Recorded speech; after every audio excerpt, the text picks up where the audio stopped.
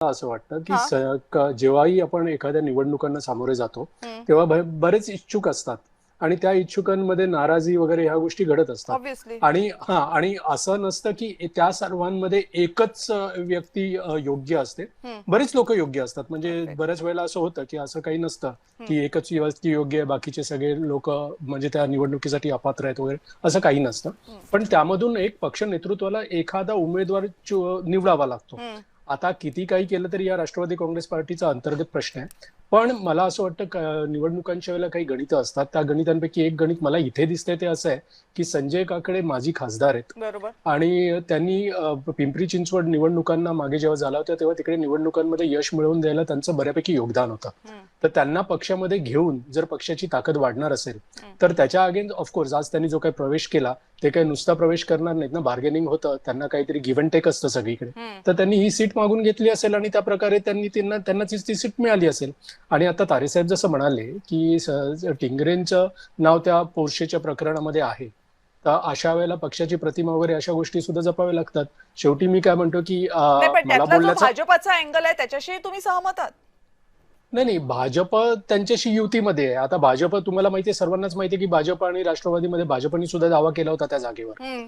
आणि ती जागा भाजप काय अशी सहजासहजी सोडणार नाहीये, कारण भाजपची ताकद सुद्धा हं. बऱ्यापैकी जास्त आहे हं. पुण्यामध्ये आता. हं. तर त्यामुळे एखाद्या वेळेस त्या बार्गेनमध्ये कुठेतरी, आणि हे फक्त भाजपानेच दिला असावा असं म्हणण्यापेक्षा पवार फॅमिलीचे आता जसं तुम्ही म्हटलं तसं त्यांचे एकमेकांशी संबंध चांगले आहेत. हं. पार्थ पवारांचे जर ते मित्र असतील विक्रम काकडे, तर त्यांनी ऑफकोर्स त्यांचं नाव लावून घेतलं असेल. हं. आणि प्रश्न राहता एवढाच राहतो की मग कार्यकर्त्यांचं काय, हं. की जे कार्यकर्ते इतके वर्ष आपली हा प्रश्न सर्वच आहे. अरे सगळीकडे असतो ना, मी सुद्धा आज एक नाही, कार्यकर्ताच म्हणजे आहे ना. तो शिल्लक राहिलाय का राजकीय पक्षांसाठी, अशा उपरोधिकपणे मी विचारते. हा प्रश्न तरी आहे का आता? नाही, पण किती नाही म्हटलं तरी राजकीय पक्षांना कार्यकर्त्यांची बाजू सुद्धा लक्षात घ्यावीच लागते ना. कारण शेवटी तो कार्यकर्ता हाच पक्षाचा कणा असतो ना. निवडणूक असू देत, विरोधी पक्षामध्ये राहणारे असू देत, सत्तेत राहणारे असू देत, उद्या तुम्हाला सर्व गोष्टींसाठी कार्यकर्ता लागतोच. तर म्हणून मी म्हटलं की कार्यकर्त्यांचा जेव्हा एखाद्या मला माहिती कार्यकर्ता नाही आता तुम्ही कार्यक्रमामध्ये जाहीरपणे म्हणताय म्हणून, की याच्यावर खरंच तुमचा विश्वास आहे का? नाही नाही, विश्वास आहे ना. शेवटी पक्ष नेतृत्वावर विश्वास ठेवावाच लागतो. कारण काय असतं की तो ईगल आयनी पक्ष नेतृत्व एखाद्या गोष्टीकडे बघत असतं.